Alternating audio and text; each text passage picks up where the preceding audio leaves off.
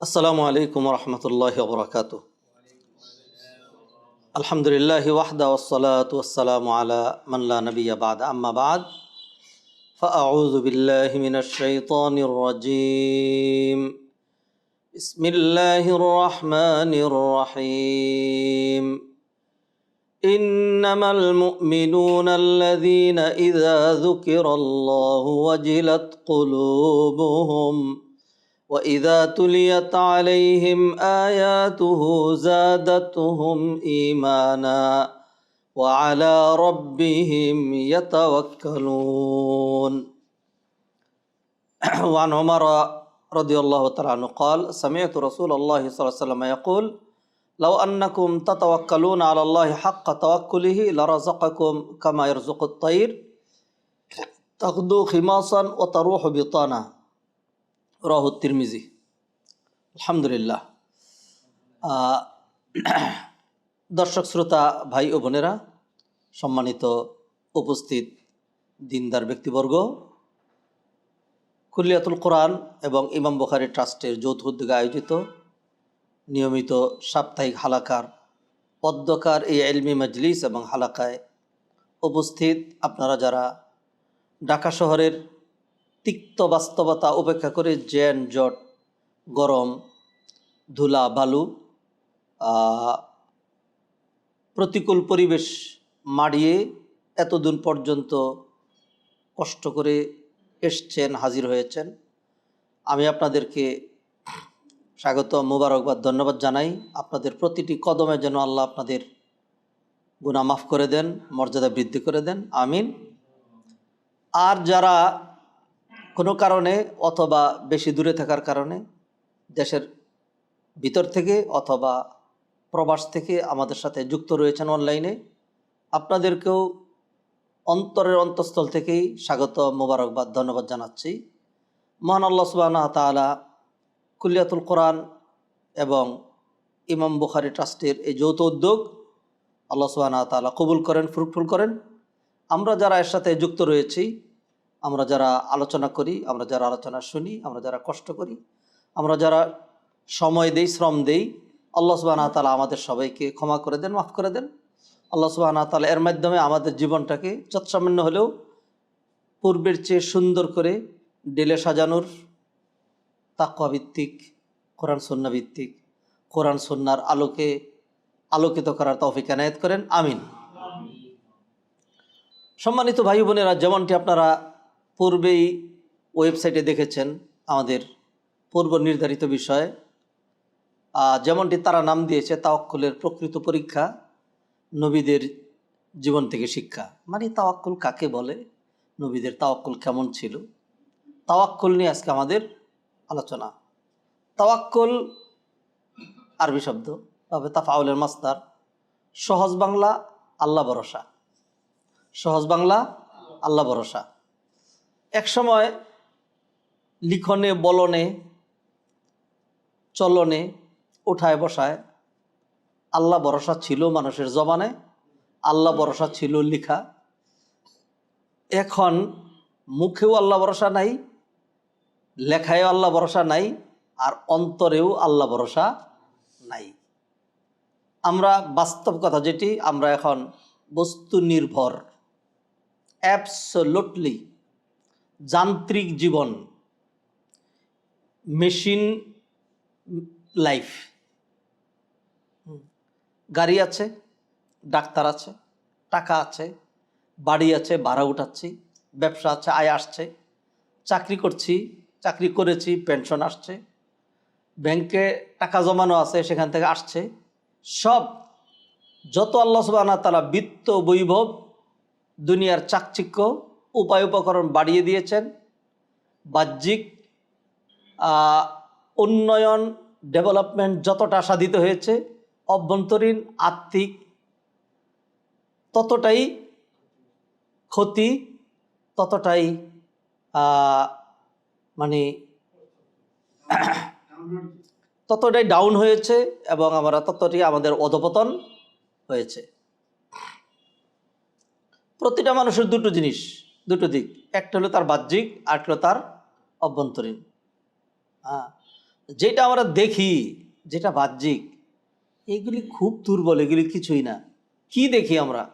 চেহারা, কি সুন্দর চেহারা, পাগল হয়ে যায়, তার জন্য মরে যাব। বক্তব্য, কি সুন্দর বক্তব্য দেয়, খুব ভক্তি করি, কানে শোনা যায়, ভালো লাগে। কি শক্তি, হ্যাঁ, কত টাকা, এগুলি তো আমরা দেখি না। আল্লাহ এগুলির দিকে তাকান না, এবং এগুলি কিছুই না। দিস ইজ নাথিং, একদম অ্যাবসোলুটলি নাথিং। যেটা দেখি না, যেটা দেখা যায় না, সেইটাই মৌলিক, সেইটাই আসল, সেইটাই মূল। আত্মা দেখেন? দেখেন না। আত্মা আছে দেখে আপনার চেহারাটার দাম আছে, আত্মা আছে দেখে আপনার শক্তির দাম আছে, আত্মা আছে দেখে আপনার বডিটার দাম আছে। এখন যদি আত্মাটা বেরিয়ে যায়, পাগল পাড়া হয়ে সবাই, একদিন পরে 2 দিন পরে কেউ যদি শুনে যে আপনি 2 দিন আগে মারা গেছেন এখনো ঘরে, হ্যাঁ, মানুষ বলে দেখা দরকার নেই, আমার জান বাঁচাই আগে। দুর্গন্ধ ছড়াবে তো, ঠিক না? আমরা বুঝে হোক না বুঝে হোক, আমাদের বাহ্যিক যেই সাইডটা, এইটা নিয়ে আমরা ব্যতিব্যস্ত। হ্যাঁ, স্কিনের সমস্যা, ডাক্তার দেখান, ক্রিম লোশন মলম মাখেন। দাঁতের সমস্যা, হা করে ডাক্তারের কাছে গিয়ে শুয়ে থাকেন। দাঁতেরে আবার কি পরায়, রুট ক্যানেল করে, আবার ক্যাপ পরায়। দাঁতের আবার কত রকম, কত কি করা লাগে। এক দাঁতের জন্য 10 দিন ডাক্তারের কাছে যাইতে হয়। তবু যাই। যেইটা আসল, যেইটা কলব, যেইটা নষ্ট হয়ে গেলে সব নষ্ট, দুনিয়াও নষ্ট, আখিরাতও নষ্ট, শান্তিও নষ্ট, সুখও নষ্ট, স্বস্তি নষ্ট, সব নষ্ট। সে কলব যে নষ্ট হয়েছে, সেটার জন্য কয়দিন দৌড়াইছি, কার কাছে গেছি, যাই না। ধন্যবাদ, সাধুবাদ আপনাদেরকে জানাই। কলবের যে চিকিৎসা, সেগুলো হলো এই হালাকা। কলবের যে চিকিৎসা, সেগুলো কোরআন, সেগুলো হলো হাদিস, সেগুলো হলো রিলিজিয়াস ম্যাটার্স। আল্লাযীনা আমানু ওয়া তাতমাইন্নু কুলুবুহুম বিযিকরিল্লাহ। যারা ইমানদার, they must have their mental pleasure only by the worship and ibadat and repentance and remembrance of Almighty Allah subhanahu wa ta'ala. জিকির, আজকার, তওবা, ইবাদত, রিসাইটেশন অফ দি হোলি কোরআন, এইগুলির মাধ্যমে কি আসবে? আত্মিক প্রশান্তি আসবে। আত্মা যখন ঠিক হয়, কীভাবে ঠিক হবে? আজ রাতে একটু এগিয়ে ঘুমিয়ে যান, এরপরে আপনি 3:45 উঠে যান। 3:45 উঠে গেলে কিছুক্ষণ সময় পাবেন। 4টে উঠে গেল, মোটামুটি সময় পাবেন। এখন একটু রাত্র, এখন 6:01 সূর্য উঠে, তার চেয়ে 1 ঘন্টা 20 মিনিট আগ পর্যন্ত, তার মানে 4:40 বেশি, 4:45 পর্যন্ত প্রায় তাহাজ্জুদের রক্ত থাকে।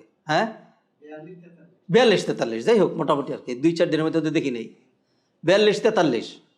তাহলে এই সময়টা আপনি তাহাজ্জুদ পড়েন, তাহাজ্জুদ পড়ে আল্লাহর কাছে একটু হাত তুলেন। এরপরে আপনি দেখেন আপনি কি পেলেন, কি হারালেন। আপনার মনের অবস্থা দেখেন, আপনার আত্মপ্রশান্তি খেয়াল করেন, নিজেই নিজেরে দেখেন। এরপরে কথা বললেন যে এইগুলির মাধ্যমে যে কি পাওয়া যায়, কি সুখ যে আসে, এইটা আপনার লক্ষ টাকা নিয়ে বাইতুল মুকাররম যাবেন, অথবা আরও বেশি নিয়ে সিঙ্গাপুর যাবেন, সৌদি আরব যাবেন, ইউরোপ আমেরিকাতে বাজারঘাট করবেন, ওইগুলোর বিষয় তো না। এটা আপনার লাইট বন্ধ করে বাজার করা লাগবে। এটা চোখ বন্ধ করে বাজার করতে হবে, চোখের পানি ছেড়ে দিয়ে বাজার করতে হবে, মাওলাকে ডেকে বাজার করতে হবে। এটা আখিরাতের সদাই। এটা দিয়ে যেই সদাই পাচ্ছেন, এর সাথে কোনো তুলনা নাই। সেই সদার নাম হলো জান্নাত। সেই সদার নাম কি? জান্নাত। আসুন আমরা আজকে তাওয়াক্কুল নিয়ে আলোচনা করব। তাওয়াক্কুল এটা কলবের বিষয়। তাওয়াক্কুল এটা কি? কলবের বিষয়। যদিও তার একটা সম্পর্ক শরীরের সাথে, মুখের সাথে, জবানের সাথে, কার্যের সাথে, অ্যাক্টিভিটিসের সাথে আছে নাকি নাই? আছে। ধরেন আমার শরীরটা খুব খারাপ, প্রচণ্ড জ্বর, চিকুনগুনিয়ায় গা প্রচণ্ড ব্যথা করতেছে, মনটা খুব ভালো থাকবে? ভালো থাকবে না। তাহলে শরীরের সাথে মনের সম্পর্ক আছে নাকি নাই? আছে। শরীরের সাথে মনের সম্পর্ক আছে। প্রচণ্ড ক্ষুধা, হ্যাঁ প্রচণ্ড ক্ষুধা, খাই না, একদিন দেড় দিন হয়ে গেছে খানা পাই না, এই ধরনের সিচুয়েশন তো আমাদের উপর দিয়ে যায় নাই, বুঝি না যে ক্ষুধা কাকে বলে, কত কষ্ট। হ্যাঁ, তো যদি এরকম হয় যে 2 দিন ধরে খানা পান না, কিছুই মুখে দিতে পারেন নাই, তাইলে আপনার দেখা যাইত যে মনের কষ্ট আছে নাকি নাই। তাইলে পেটের সাথে পিঠের সাথে মনের সম্পর্ক আছে নাকি নাই? আছে। তাওয়াক্কুলের সাথে আপনার জবানের সম্পর্ক আছে, তাওয়াক্কুলের সাথেও আপনার গায়ের সম্পর্ক, দেহের সম্পর্ক আছে। তাওয়াক্কুল আল্লাহ ভরসা, তাওয়াক্কুল আল্লাহ ভরসা, এলাহি ভরসা।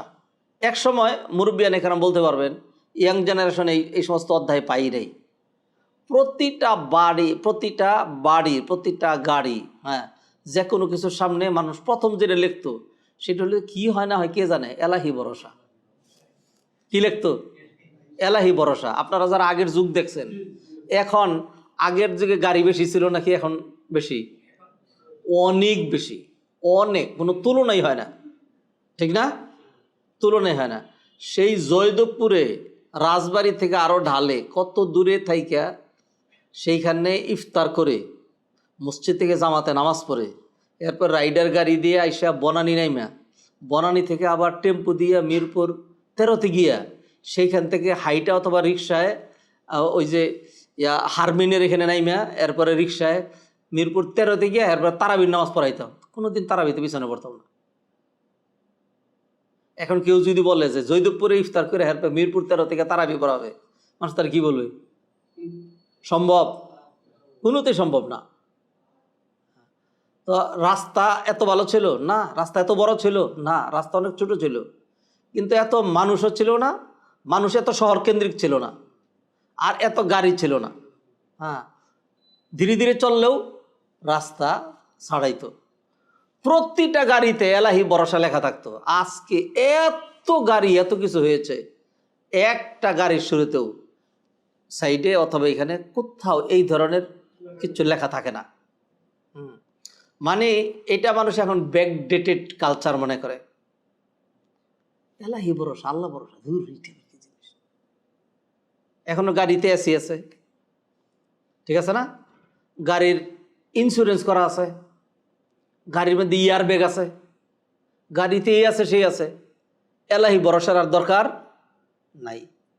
আল্লাহ ভরসা কাকে বলে এবং নবীরা যে আল্লাহ ভরসা করেছেন সেইটার যে রিজাল্ট হাতে হাতে তারা এবং তাদের উম্মতরা নগদ যেভাবে পেয়েছেন, আজও আল্লাহর উপর সত্যিকার অর্থে ভরসা করলে যে আল্লাহ সাহায্য পাওয়া যায়, এইটি আজকে আমাদের মূল আলোচ্য প্রতিপাদ্য বিষয়।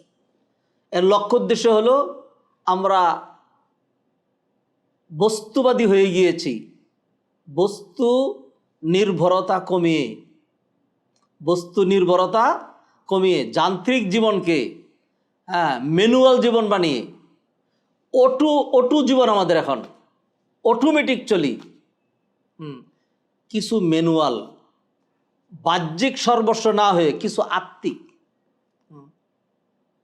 আল্লাহ সুবহানাহু ওয়া তাআলা আমাদেরকে তৌফিক এনায়েত করেন। প্রথমেই তাওয়াক্কুল কাকে বলে, প্রথমে যেটা আলোচনা করব, হোয়াট ডাজ মিন তাওয়াক্কুল। তাওয়াক্কুল অর্থ কি? তাওয়াক্কুল অর্থ হইল আল্লাহ ভরসা, আমি আর কিচ্ছু করব না, আমি শুয়ে থাকলাম, আল্লাহ ভরসা, আল্লাহ ভরসা করলে আল্লাহ যথেষ্ট, অতএব আমি খাবো না, দেখি আল্লাহ কেমন খাওয়ায়। এই ধরনের যেটা মানুষ মনে করে যে তাওয়াক্কুল মানে আল্লাহ ভরসা এমন যে আমি আর কিছুই করব না, এইটার নাম তাওয়াক্কুল নয়। এটার আরবি হলো ইত্তেকাল।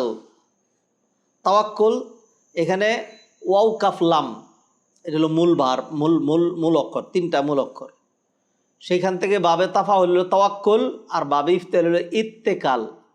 তাওয়াক্কুল হলো মাল আখদি বিল আসবাব, উপায় উপকরণ আমার সাধ্য অনুযায়ী চেষ্টা সাধনা করে এরপরে আল্লাহর উপর ভরসা করা। এটার নাম হলো সত্যিকার তাওয়াক্কুল। এটার নাম কি? সত্যিকার তাওয়াক্কুল। কীরকম? আমি মাথার গাম পায়ে ফেলে আমার ক্ষেতটাকে লম্বা পাতাইলা বিভিন্নভাবে কাল্টিভেট করে, মই দিয়ে, উপযোগী করে, পানি দিয়ে, নিড়ানি দিয়ে, সার দিয়ে এইবার ধান করে দোয়া করছি আল্লাহ ভরসা। আল্লাহ যদি এইবার খেতে যদি আল্লাহ কিছু দেন। হ্যাঁ, এমন কেবেন যে সব আমি করলাম, আল্লাহ ভরসা দরকার কি? তা আপনি চুপ করে থাকেন, দেখেন আল্লাহ ভরসা দরকার কারে কয়। হ্যাঁ, এরকম আল্লাহ সুবহানাহু ওয়া তাআলা কোরআনে বহু মানুষের কথা উল্লেখ করছেন, একটু জরুরি ধরা লাগবে। আসসালামু আলাইকুম। কাউসার, যে সারাটা দিন একদম একটানা জাজমেনিতে ছিলাম, এখন এসে ওই যে হালাকায় বসছি, তুমি কি করছো আমার একটু বলো, আমি এসার পরে তোমার সাথে কথা বলতে পারবো। আচ্ছা, এসব আমি ওই যে ওখানকার যে মুয়াজ্জিন সাহেব, উনি আমাদের মাঝে বেশ কয়েকবার আসতে, উনি বলছে কোনো সমস্যা না, আপনারা আসেন, ওয়েলকাম। আর আমি ওই যে ওনার নাম্বার পাঠাইছি আপনাকে, ওই যে আচ্ছা, আমি তার সাথে কথা বলবো না এসার পরে। হ্যাঁ, আমি একটা তোমার রিংটা দিয়ে হালাকার মাঝখানে ধরছি। জি, আপনি কি একটু আপনার থাকলে সুবিধা হয় কালকে আর কি। থাকবো ইনশাআল্লাহ, থাকবো। ঠিক আছে ইনশাআল্লাহ। আসসালামু আলাইকুম। আমাদের এই যে নাসিহা ফাউন্ডেশনের যেই কাউসার, তার বাবা মারা গেছে। হ্যাঁ, কাউসার তো আমার সরাসরি ছাত্র। হ্যাঁ, তো সে আর কোনো কিছু করতে পারলাম না ব্যস্ততার কারণে। হ্যাঁ, ইনশাআল্লাহ। আসুন, তাওয়াক্কুল নিয়ে আলোচনা করছিলাম। আল্লাহ সুবহানাহু ওয়া তাআলা কোরআনে এমন ঘটনা তুলে ধরেছেন যে আল্লাহ সুবহানাহু ওয়া তাআলা বলছেন যে মানুষ অনেক সময় মনে করে যে তার ক্ষেতে অনেক ফসল, অনেক কিছু হয়েছে, খুব খুশি, বহুত পরিকল্পনা। হঠাৎ করে আল্লাহ সুবহানাহু ওয়া তাআলা রাতের বেলা এমন এক ঝড় তুফান পাঠায় দেয়, সব জমিনই শেষ। পরের দিন সকালে উঠে দেখে যে সব নাই। তা আপনি যে আল্লাহরে ধার ধারবেন না, আল্লাহর উপর ভরসা করবেন না, সকল নিয়ন্ত্রণ কার হাতে? আল্লাহ সুবহানাহু ওয়া তাআলার হাতে। হ্যাঁ, আল্লাহ চাইলে আপনি সব কিছু করেছেন, বহুত কিছু করেছেন, এরপর আল্লাহ সেটাকে কী করে দিতে পারে? আপনি ফ্লাইটে উঠেছেন, আমেরিকা চলে যাবেন, হ্যাঁ, আপনি না কেউই যেতে পারবেন না।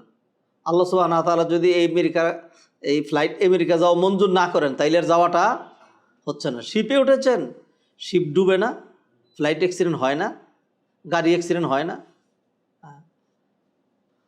তো এমন নয় যে বিশ্বের সবটুকুন আমার হাতে, অথবা আল্লাহ এটাও বলেন নাই যে সবটা আমার হাতে, তোর কিছুই করা লাগবে না, আল্লাহ এটাও বলেন নাই। আল্লাহ সুবহানাহু ওয়া তাআলা আমাদেরকে কিছু কাজের দায়িত্ব দিয়েছেন নাকি দেন নাই?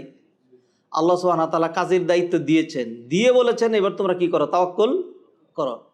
ধরেন, তাওয়াক্কুলের সংজ্ঞা বোঝাচ্ছে। তাওয়াক্কুল মানে হলো মাল আখযি বিল আসবাব, আমার যা করা দরকার, আমার যেইটুকুন দায়িত্ব সেইটুকুন আঞ্জাম দিয়ে এরপরে বলবো যে এইবার কার উপর ভরসা? আল্লাহর উপর ভরসা। কিছু না করে নয়। আমি আর আপনি কিছু না করে আল্লাহর উপর ভরসা করব। তা ধরুন, পৃথিবীর সবচাইতে সেরা মানুষ যিনি, নবী মুহাম্মদ রাসূলুল্লাহ সাল্লাল্লাহু আলাইহি সাল্লাম, তিনি তো এইভাবে আল্লাহর উপর ভরসা করতে পারতেন, অথবা তিনি শুধু দোয়া করলেই পারতেন। আল্লাহ সুবহানাহু ওয়া তাআলা তা কিন্তু করার নাই। আল্লাহ সুবহানাহু ওয়া তাআলা নবীকেও পরীক্ষার সম্মুখীন করেছেন, তিনি হিজরত করতে বাধ্য হয়েছেন। এরপরে মদিনা থেকে 313 জন নিয়ে যুদ্ধের সম্মুখীন হয়েছেন, যুদ্ধের ময়দানে নেমেছেন, যুদ্ধ করেছেন, চোখের পানি ছেড়েছেন, মনে করছেন যে আমরা আর পারবো না, এবার আল্লাহ সাহায্য ছাড়ার উপায় নাই। আল্লাহ তখন সাহায্য করেছেন। আল্লাহ তখন সাহায্য করে দেখায় দিয়েছেন যে আমি আল্লাহ যদি সাহায্য করি তাহলে সংখ্যা লাগে না, শক্তি লাগে না, অস্ত্র লাগে না, কিচ্ছু লাগে না। হ্যাঁ, কিন্তু আল্লাহ সুবহানাহু ওয়া তাআলা নবীজিরে, সাহাবায়ে কেরামদেরকে মদিনায় বসায় রেখে, নবী আপনার কষ্ট করা লাগবে না, আপনি মদিনাতে খালি একটা ফু দেন আর একটু দোয়া করেন, তাইলে কি সব হয়ে যাবে, আমি আল্লাহই সব করব। আল্লাহ তা কি করছিলেন? আল্লাহ সুবহানাহু ওয়া তাআলা তা করেন নাই। আল্লাহ সুবহানাহু ওয়া তাআলা দেখাইয়া দিলেন, নবীজি আমাদেরকে শিখাইয়া দিলেন তাওয়াক্কুল কারে কয়। যে দেখ, আমি নবী হয়েও আমি ঘরে বসে বসে কোনো কাজ না করে আমি তাওয়াক্কুল করি না। নবী না খাইছিলেন না? হ্যাঁ, তা নবী তো এইটাই করতে পারতেন যে আল্লাহ ভরসা, আর কিছু দরকার নাই। আর ফলে আল্লাহ সুবহানাহু ওয়া তাআলা কিছুই করা ছাড়া খালি এমনি তারা খাওয়াইতেই থাকতো। আল্লাহ সুবহানাহু ওয়া তাআলা তার উপাস রাখলেন কেন? হ্যাঁ, নবীজি সাল্লাল্লাহু আলাইহি সাল্লাম, নবীর পরিবারে এমনও দিন গেছে, উরওয়া ইবনে জুবাইর তিনি বর্ণনা করছেন। উরওয়া ইবনে জুবাইর কে? জুবাইর হলো আসমা রাদিয়াল্লাহু তাআলা আনহার স্বামী, আসমা হলো আয়েশা রাদিয়াল্লাহু তাআলা আনহার বড় বোন, মা দুইজন বাবা একজন। হ্যাঁ, তো এই অরুবা হলো আয়েশা রাদিয়াল্লাহু তাআলা আনহার ভাগিনা। হ্যাঁ হ্যাঁ, ভাগিনা। তিনি বর্ণনা করছেন যে মা আয়েশা রাদিয়াল্লাহু তাআলা আনহা বলছেন যে নবী পরিবারে এমনও দিন গেছে যে তিনটা চাঁদ চলে গেছে। এই 3 চাঁদের মধ্যে, মানে 2 মাসে 3 চাঁদ, 1 মাসের লাস্ট চাঁদ মাঝখানে, আরেক পুরা চাঁদ, আরেক মাসের অর্ধেক, এরকম 3 চাঁদ পর্যন্ত নবীর বাড়িতে একবারের জন্য চুলা জ্বলে নাই। তখন তিনি জিজ্ঞাসা করলেন, ইয়া খালা মা কানা ইয়াইশুকুম, আপনি কি খায় বাঁচতেন? তখন মা আয়েশা বলেন, আসওয়াদান, 2টা জিনিস আমরা খেয়ে বাঁচতাম। 2টা জিনিস, একটা হলো খেজুর, আর একটা হলো একটু দুধ অথবা একটু পানি। হ্যাঁ, এই 2 দিন পরে একটু খেজুর পাইতেন, অথবা একদিনে একটা খেজুর, হাফ খেজুর খাইতেন। আর মাঝে মধ্যে হঠাৎ আনসারদের বাড়িতে কিছু পাক হইলে সেখান থেকে একটু হাদিয়া আসতো। হ্যাঁ, সবসময় না আসলে সবাই ভাগ করে খেতেন। কিন্তু এমন কিছু ছিল না যে তারা পাকাবেন, চুলা ধরাবেন, না চাল, না রুটির জন্য, না গোশতের জন্য, না তরকারির জন্য। কয়দিন? 2 মাস, একটানা 2 মাস। কি মনে করেন? হ্যাঁ, আল্লাহ সুবহানাহু ওয়া তাআলা মানে কিছু ছাড়াই, চুলা ধরানি ছাড়াই প্রতিদিন কাচ্চি বিরিয়ানি নবীরে খাওয়াইতে পারতেন না? আল্লাহ সুবহানাহু ওয়া তাআলা খাওয়ার নেই, কিন্তু আল্লাহ সুবহানাহু ওয়া তাআলা খাওয়ার নেই। আল্লাহ দেখায় দিলেন তাওয়াক্কুল, প্রকৃত তাওয়াক্কুল কাকে বলে, আল্লাহ ভরসা কাকে বলে। অতএব আল্লাহ ভরসা হলো আত-তাওয়াক্কুল মাল আখযি বিল আসবাব, উপায় উপকরণ ধারণ করে, হ্যাঁ, এরপর আল্লাহর উপর কি করা? ভরসা করা। আপনি কি করবেন? ধরেন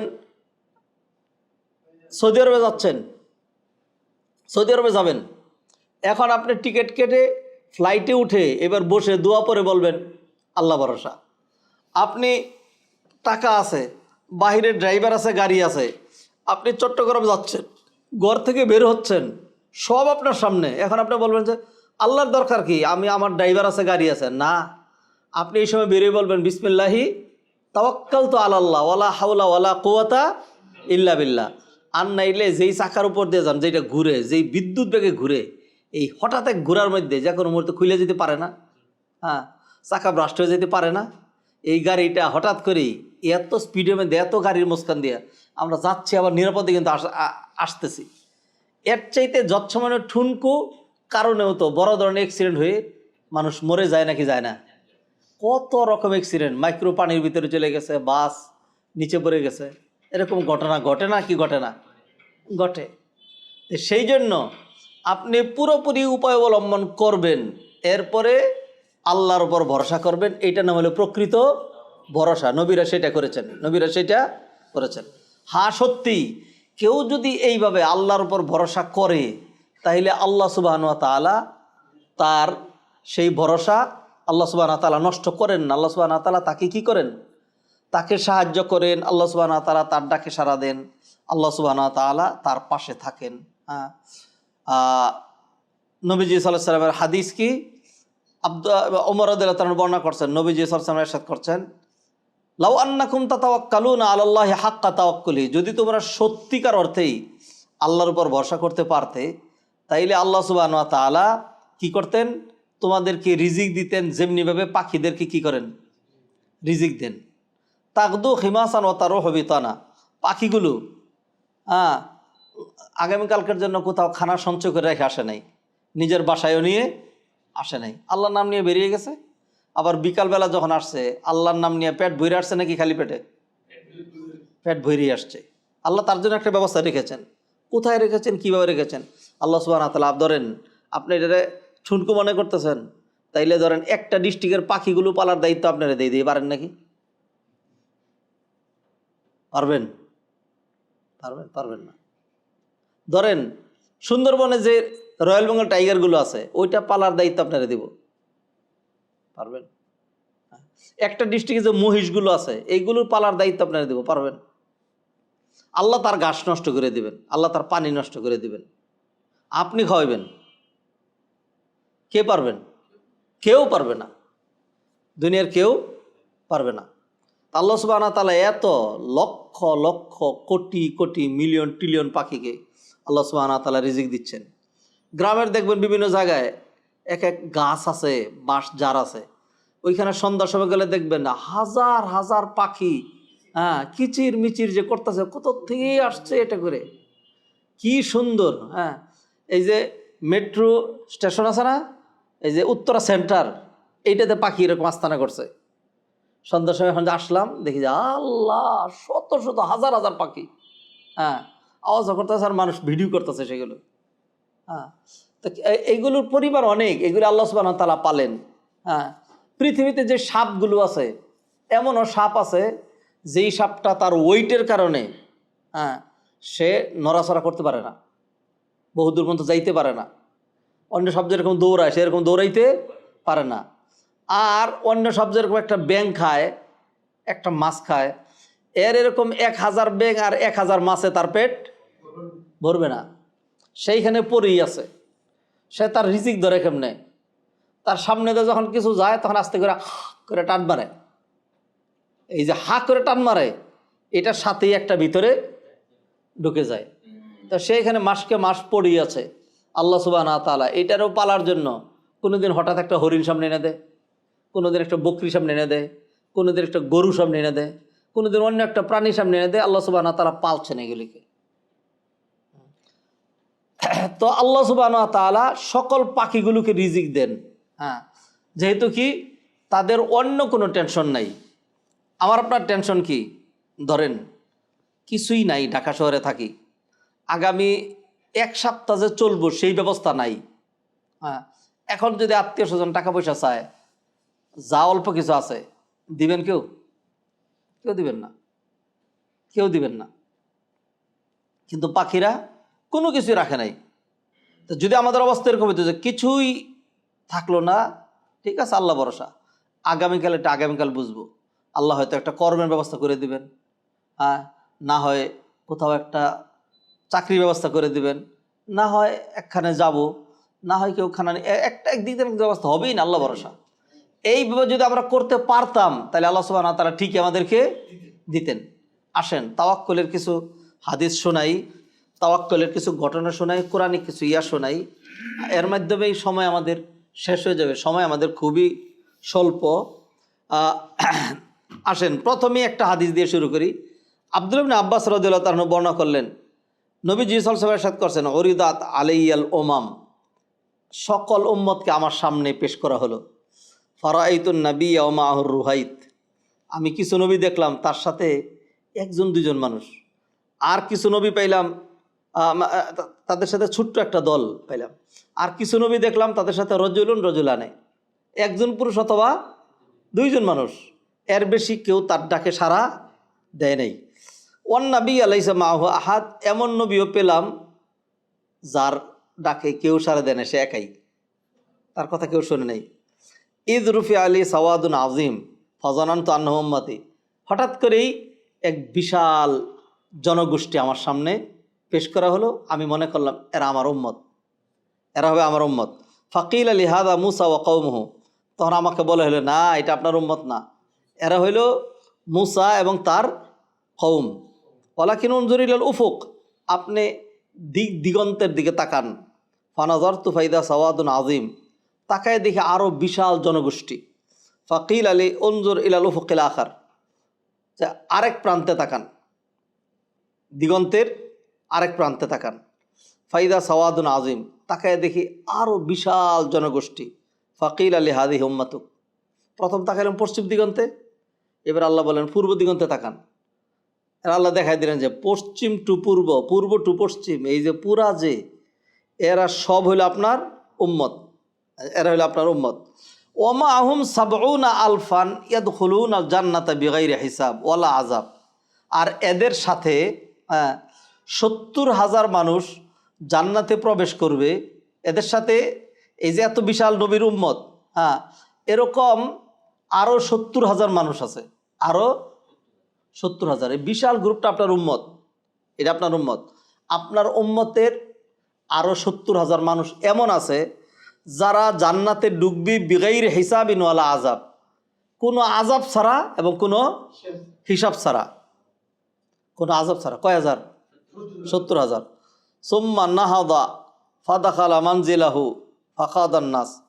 এই কথা বলে নবীজি উঠলেন, বাসায় চলে গেলেন। এখন মানুষ বিভিন্ন আলোচনা শুরু করলো।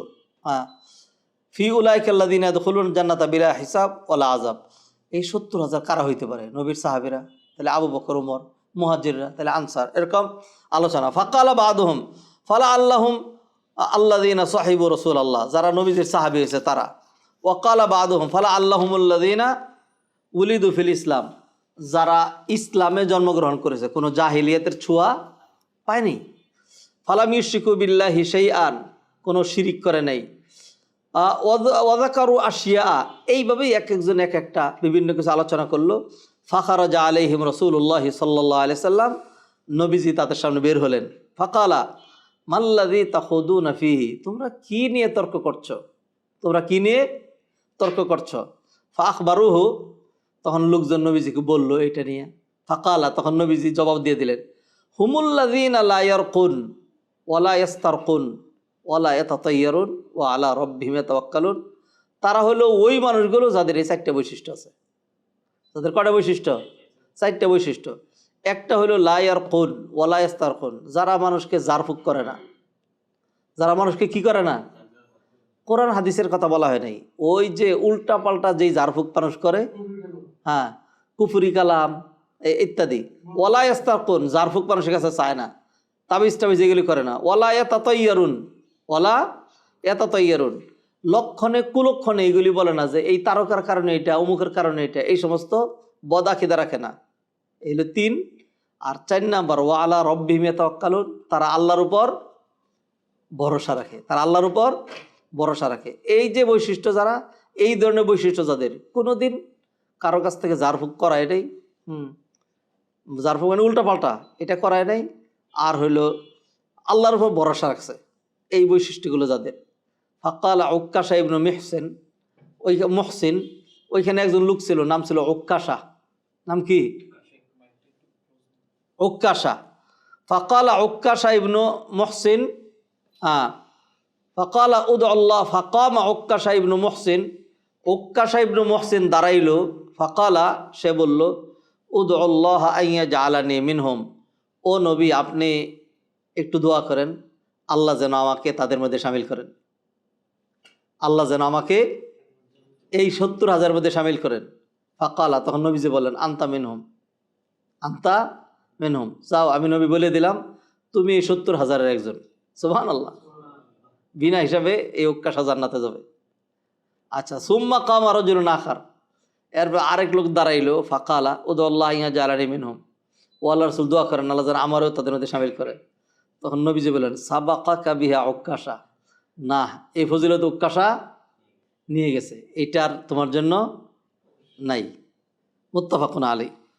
তাহলে এই হাদিসে আমরা দেখলাম যে আল্লাহর উপর প্রকৃত ভরসাকারী আনুষঙ্গিক আরও 1-2টা অ্যাডজেক্টিভ, গুণাগুণ ইত্যাদি যাদের থাকবে, এরা এমন সৌভাগ্যমণ্ডিত ব্যক্তি হবে যাদেরকে আল্লাহ সুবহানাহু ওয়া তাআলা কোনো রকম আযাব এবং কোনো রকম হিসাব ছাড়াই কিয়ামতের দিন কোথায় দিয়ে দিবেন?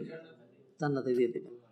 সেই জন্য মুমিনের একটা হাতিয়ার এটা হবে, যে কোনো কিছুতে, কঠিন কাজ ভরসাকে, অল্প টাকা ভরসাকে, ফ্যামিলির সদস্য বেশি ভরসাকে, বহু দূর যাব ভরসাকে, আল্লাহ সুবহানাহু ওয়া তাআলা সকল কিছুতে, সুখে দুঃখে, চড়াই উতরাই, বিপদ আপদ, বালা মুসিবত, সুখ দুঃখ, যত কিছু, সব কিছুতেই আমার ভরসা আল্লাহর উপর। আল্লাহ সুবহানাহু ওয়া তাআলা তিনি আমার জন্য যথেষ্ট। আচ্ছা, এইভাবে কেউ যদি আল্লাহর উপর ভরসা করে তাহলে আল্লাহ সুবহানাহু ওয়া তাআলা তার জন্য যথেষ্ট হয় নাকি হয় না? এবার আসেন নবীজির জীবনী থেকে আমরা 2-4টা শিক্ষা নেই, ততক্ষণে আমাদের ক্লাস শেষ হয়ে যাবে ইনশাল্লাহ। প্রথমেই শুরু করব নবী মুহাম্মদ রাসূলুল্লাহ সাল্লাল্লাহু আলাইহি সাল্লামের জীবনের একটা ঘটনা দিয়া। জাবের রাদিয়াল্লাহু তাআলা হাদিস বর্ণনা করছেন, তিনি বলছেন, আন্নাহু গাজা মা নবী সাল্লাল্লাহু আলাইহি ওয়াসাল্লাম কিবালা নাজদ। জাবের রাদিয়াল্লাহু তাআলা নবীজির সাথে নাজদের দিকে যুদ্ধে গিয়েছিলেন। নাজদ হলো মক্কা মদিনা থেকে পূর্ব দিকে রিয়াদ, এবং এই সমস্ত আশেপাশের এলাকায় নাজদ বলা হয়। আরও উত্তর দিকে বিশাল এলাকা সিরিয়া, জর্ডান, ফিলিস্তিন, এইগুলির নাম হলো শাম। মক্কা, মদিনা, জেদ্দা, ইয়ামান, এই সমস্ত আশেপাশে এলাকার নাম হলো হেজাজ। এগুলোর নাম কি? হেজাজ, প্রাচীন নাম। তো নাজদের দিকে কোনো যুদ্ধে গেলেন। ফালাম্মা কাফালা রাসূলুল্লাহ সাল্লাল্লাহু আলাইহি ওয়াসাল্লাম কাফালা মাআহুম, যখন নবীজি সাল্লাল্লাহু আলাইহি ওয়াসাল্লাম যুদ্ধ শেষ করে ফিরলেন, তখন জাবের রাদিয়াল্লাহু তাদের সাথে ছিলেন। ফাআদরাকাতহুমুল কাইলাতু ফি ওয়াদিন কাসীরিল ইদাহ, এক কি খরতাপ দুপুর, এক খরতাপ দুপুর তাদেরকে পেয়ে বসলো। এক খরতাপ দুপুর, আরব জাহানে গরমের দিন 10টা, 10:30, 11টা, 11:30টায় যেই গরমটা শুরু হয়, গরম পুরা যখন বাইরে যায় ধরেন 2:30, 3টা, সেটা তো আলাদা সহনীয়। কিন্তু যখন এটা মিটার বাড়াইতে থাকে, করে গরম বাড়াইতে থাকে, তখন যে কি কঠিন অবস্থা হয় এটা বলাই বাহুল্য। আরবরা এই সময় একটু শুয়ে থাকে, আরাম করে। ফজর পুরো কাজে বের হয়, তখন এই টাইপটা আরাম করে, একটু শুয়ে থাকে, গড়াগড়ি করে। এটার নাম হলো কাইলুলা। এটার নাম কি? আমাদের দেশে সেই অভ্যাস নাই, আমাদের দেশের ওয়েদার ওরকম না। সেই জন্য আমাদের দেশের কাইলুলা হলো জোহরের পরে, দুপুরে খাওয়ার পরে। আরবদের কাইলুলা হলো 10টা, 10:30, 11টা, 11:30, ওই সময় খুব সকাল সকাল তারা বের হইতো। সে আগেকার দিনের এই সময় যখন খুব গরম বেড়ে যেত, তখন তারা এই সময়টা ঘরে কাটাতেন। যাই হোক, আদরাকাতহুমুল কাইলাতু ফি ওয়াদিন কাসীরিল ইদাহ, প্রচণ্ড গরমের কারণে এই কাফেলা যারা জেহাদ করে ফিরছে, তারা একটা উপত্যকায় বিশ্রাম নিল। কাসীরিল ইদাহ, যেই উপত্যকা অনেক গাছগাছরা, অনেক গাছগাছরা। তার মধ্যে একটা গাছ ছিল সামুরা গাছ। কি গাছ? সামুরা গাছ। ফানাজালা, ধরেন সামুরা গাছ কীরকম?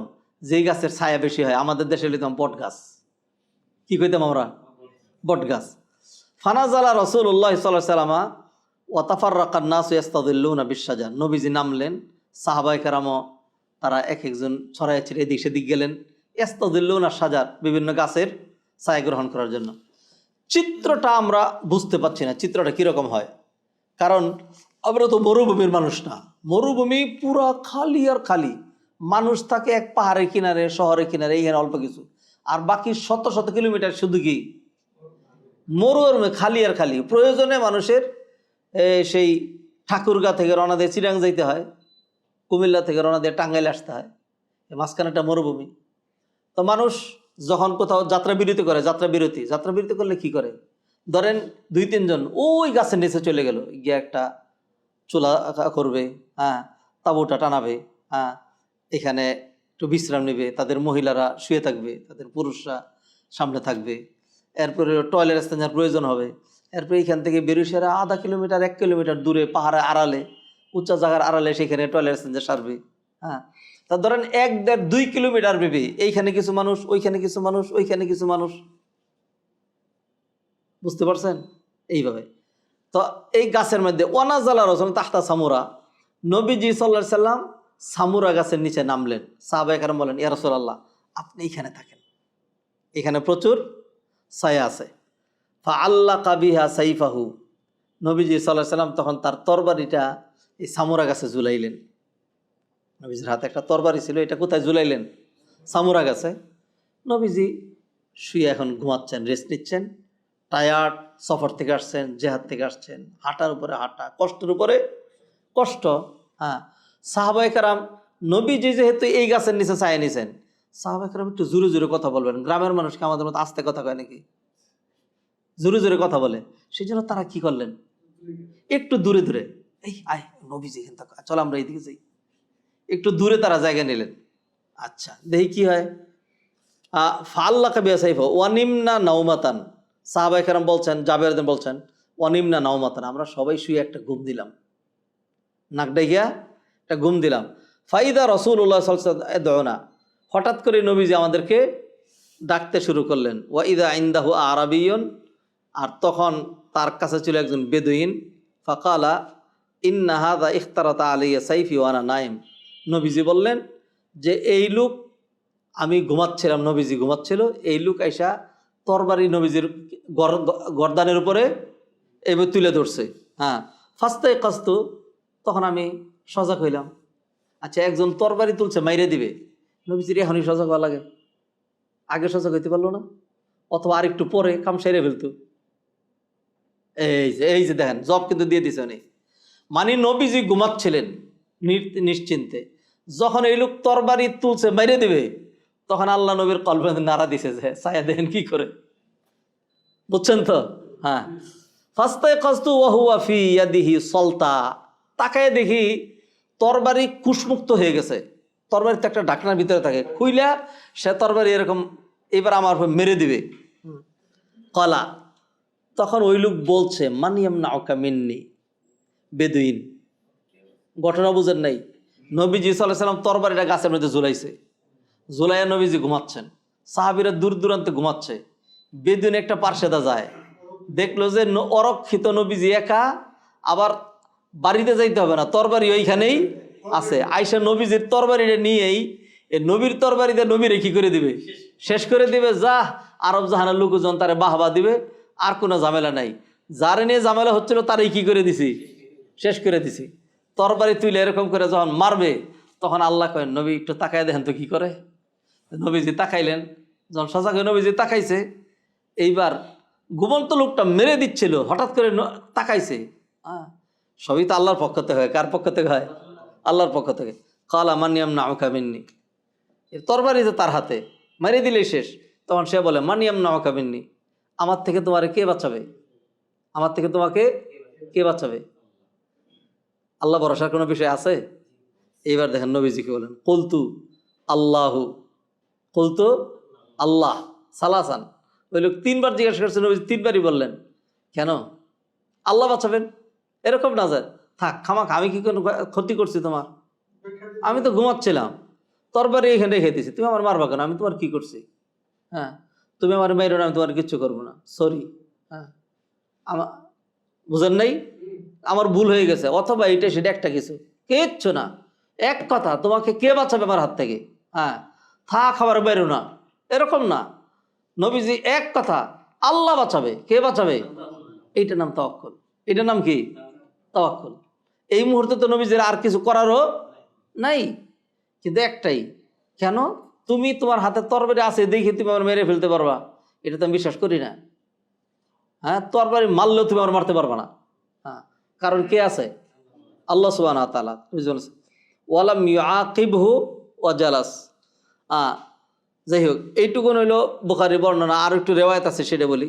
আরেকটা বর্ণনা জাবের বললেন যে জাতুর রেকা যুদ্ধ থেকে আমরা ফিরছিলাম, ফাইদা আতাইনা আলা শাজারাতিন জলিলাতিন তারাকনা আলী রাসূলিল্লাহ, একটা গাছে খুব ছায়া পাইলাম, এটা নবীজির জন্য ছেড়ে দিলাম। ফাজা রাজুলু মিনাল মুশরিকিন, একজন মুশরিক আসলো। ওয়াসাইফ রাসূলিল্লাহ মুআল্লাকুন বিশ-শাজারা, নবীজির তরবারি ঝুলানো ছিল গাছের মধ্যে। ফাখতারাতাহু, সেই তরবারি নিয়ে নবীজির উপরে তুলে ধরলো, ধরে বলে তাখাফুনি, আমার ভয় পাও? হ্যাঁ, আমার ভয় পাও না? নবীজি বললেন লা। নবীজি কি বললেন? লা, না, তোমার আমি ভয় পাই না। কালা ফামান এমনা ওয়াকাবেন নিয়ে, ভয় যে পাও না, তা আমার থেকে তোমার কে বাঁচাবে? নবীজি বললেন আল্লাহ। নবীজি বললেন কি? আল্লাহ। অফিরিওয়া, আরেক বর্ণনায় আছে যে ওই লোক বললো মানিয়াম না ওকাবিননি, কে বাঁচাবে? কালা আল্লাহ। নবীজি বললেন আল্লাহ। কালা ফাসাকাত সাইফু মিন ইয়াদিহি, এই কথা বলার পরে নবী যখন বারবার বললেন আল্লাহ, এটা বলার পরে ওই লোকের হাতে প্রকম্পন চলে আসলো, আর তরবারিটা নবী তার হাত থেকে পড়ে গেল।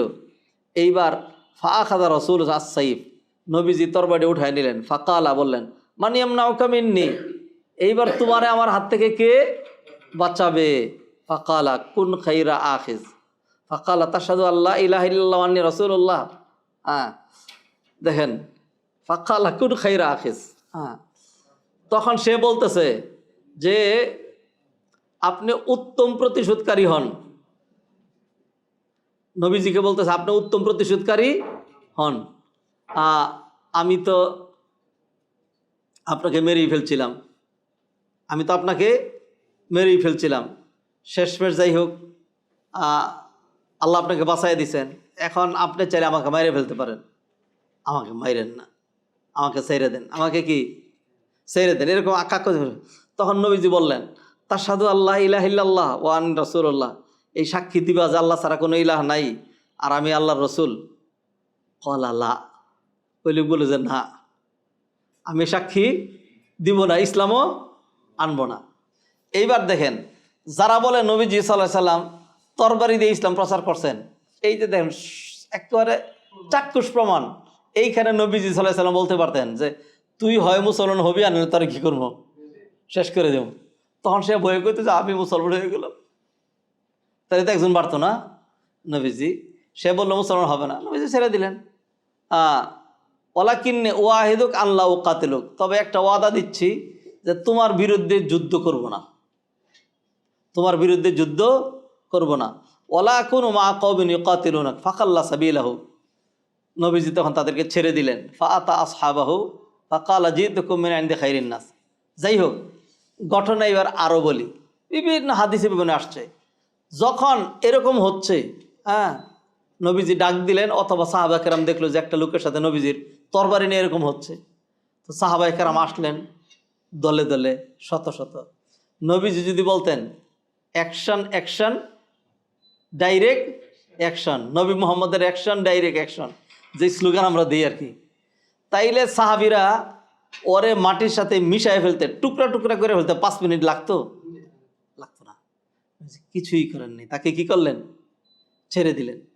এইখান থেকে একটা জিনিস নিচ্ছি, ওই যে নবীজি সাল্লাল্লাহু আলাইহি সাল্লাম আল্লাহর উপর ভরসা, বাসা থেকে যখন বেরোইছেন, বাড়ি থেকে যখন বেরিয়েছেন, তখন আল্লাহর উপর কি ছিল? ভরসা ছিল না কি ছিল না? যখন ঘুমিয়েছেন তখন কার উপর ভরসা ছিল? আল্লাহর উপর। এরপরে যখন তরবারি মেরে দেয়, মেরে দিলেই নবী শেষ, মেরে দিলেই নবী শেষ। আপনার তরবারি মানে কি বুঝছেন? মনে করছেন ছোট্ট ছুরি, দাও মনে করছেন? তরবারি মানে এটা মাইরে দেওয়ার পরে দিলে একবারে ধরেন এইখান দিয়ে যদি মারে পুরা ডাকাইতে ওই দিক দিয়ে বেরিয়ে যাবে। এটা তরবারি, সেই রকম তরবারি। আমার আপনার মতো দুর্বল তরবারি না। যদি ওই যুগের তরবারি দেখতেন তাহলে বুঝতেন কারে কয় তরবারি। উঠাই দিতে পারবো না। তো নবীজি কি বললেন? আল্লাহ এই যে এরকম কঠিন সিচুয়েশনে, যেখানে বাহ্যিক উপায় উপকরণও নাই, এমত অবস্থায় নবীজির অন্তরে যা ছিল জবান দিয়ে সেটা বলে ফেলেছেন যে জীবন মরণ, উত্থান পতন, সুখ দুঃখ, হত্যা নিধন, কোনো কিছুই গাছের পাতাটাও পড়বে না আল্লাহর অনুমতি ছাড়া। অতএব তুমি আমারে মারবা, ঘোড়ার ডিম মারবা, তুমি আমারে মারতেও পারবে না, কিচ্ছু করতে পারবা না। আমাকে আল্লাহ বাঁচাবে। তুমি, আল্লাহ যদি বাঁচায়, তুমি আমার কিছুই করতে পারবা না। আল্লাহ সুবহানাহু ওয়া তাআলা বাঁচাইছেন নাকি বাঁচান নাই? একটা ঘটনা দেখাইলাম, একটা ঘটনা। সময়ের কারণে আমাকে তাড়াহুড়া করতে হচ্ছে, 7:30 শেষ করে দিব, 7:30 শেষ করব। আরও একটা প্রোগ্রাম আছে আমার, সেখানে যেতে হবে। 7:30 শেষ করে আমরা সালাত করে ফেলবো ইনশাল্লাহ, তারপর আমরা চলে যাবো ইনশাল্লাহ। নবীজি সাল্লাল্লাহু আলাইহি সাল্লামের জীবনের আরেকটি ঘটনা সংক্ষিপ্ত করে বলবো। নবীজি সাল্লাল্লাহু আলাইহি সাল্লাম উহুদের যুদ্ধের পরে প্রচণ্ডভাবে আহত হলেন। হেলমেট ভেঙে, মাথা ফেটে, নবীজির মাথার খুলি ভেঙে ভিতরে ঢুকে গেল, দাঁত পড়ে গেল কয়েকটা। নবীজি সাল্লাল্লাহু আলাইহি সাল্লামের সাহাবায়ে কেরাম আহত হইলেন। কেমন আহত হইলেন? নবীজির চাচা মারা গেছেন, হামজা রাদিয়াল্লাহু তাআলা আনহু। নবীজির মনটাও ভেঙে গেছে। 70 জন শহীদ হলো, 70 জন শহীদ হলো। খবর ছড়ায় পড়ল নবীজি সাল্লাল্লাহু আলাইহি সাল্লাম দুনিয়াতে নাই, নবীজি দুনিয়াতে নাই। সাহাবায়ে কেরাম পলায়ন পর হইয়া দিক বিদিক, মানে কোনো কিছু ঠিক করতে না পাইরা ছত্র বঙ্গ হয়ে যার যেদিকে খুশি সেদিকে পলায়ন করছিল। নবীজি হঠাৎ করে ডাক দিলেন, কোন দিকে যাও? আমি এখানে। নবীজির ডাক শুনে 2-4 জন করে এসে তার কাছে কি হলো? জমা হলো। নবীজির মাথা থেকে, মুখ থেকে, চেহারা থেকে প্রচণ্ডভাবে রক্ত পড়ছে। নবীজি, সাহাবায়ে কেরাম কয়েকজন পাজা কুলে করে নবীজিকে ধরে নিয়ে একেবারে যুদ্ধের ব্যাটল ফিল্ড থেকে আরও 1 কিলোমিটার ভিতরে একটা পাহাড়ের, উহুদ পাহাড়েরই একটা জায়গা আছে, সেখানে একজন মানুষই ঢুকা যায়। উপরেও পাহাড়, নিচেও পাহাড়, চতুর্দিক দিয়ে পাহাড়, শুধু ঢুকার মতো একজনের জায়গা আছে, সুড়ঙ্গ। একজন ঢুকবে তো আর ঢুকতে পারবে না। এইটা ধরেন নিচের জমিন থেকে মাথার একটু উপরে বা আর একটু উপরে উঠা যায়। সাহাবা কেরাম এসে নবীজিকে এইখানে ঢুকাই দিলেন। ঢুকাই দিয়ে এখন সামনে তো খোলা, ওইদিকে যুদ্ধের ময়দান। একজন এরকম করে দাঁড়ায় গেলেন নবীজির সামনে। যুদ্ধের ময়দান থেকে দেখা যাচ্ছে এখানে কিছু মানুষ, ওইখান থেকে তারা তীর মারতে শুরু করলো। যেই সাহাবি এরকম পিঠ দিয়েছিলেন, ঢাল বানিয়েছিলেন, তিনি শহীদ হয়ে গিয়েছেন। তারা ডাক দিল সেখান থেকে, বিভিন্ন কথাবার্তা হলো। তো যাই হোক, এইরকম কঠিন সিচুয়েশনের পরে সবার মন খারাপ। সবার কি? হ্যাঁ, কিছুদিন আগে আমরা বিজয়ী হইলাম, 70 জন কাফের বন্দি করে নিয়ে আসলাম।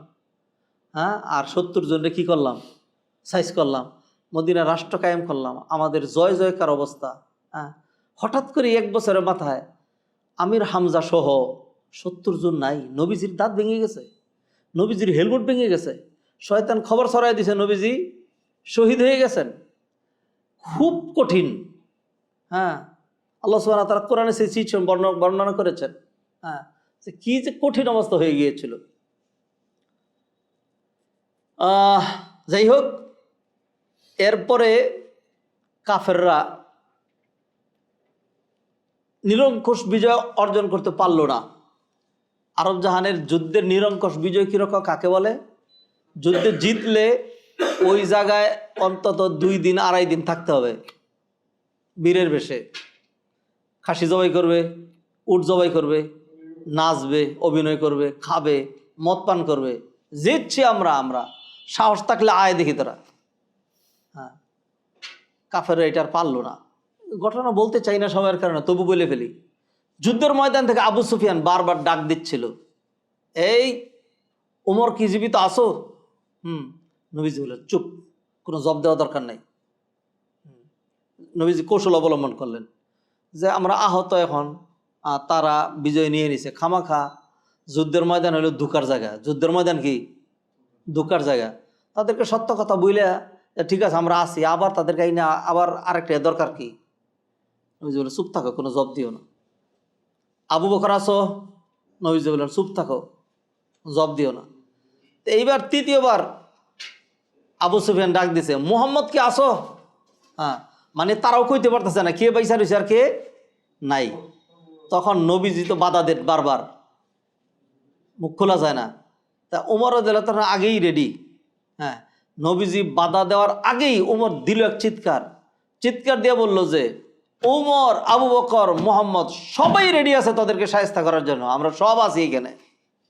হ্যাঁ, এই কথা যখন বলছে, বলার সাথে সাথেই আবু সুফিয়ান এবং আবু সুফিয়ান বাহিনীর মধ্যে এক অজানা ভয় এমনভাবে তাদেরকে গ্রাস করলো। তখন তারা চিন্তা ভাবনা করলো যে ভিক্ষা লাগবে না, কুত্তা সামলাও। ভিক্ষা লাগবে না, কুত্তা সামলাও, বুঝেন আপনারা যুবকরা?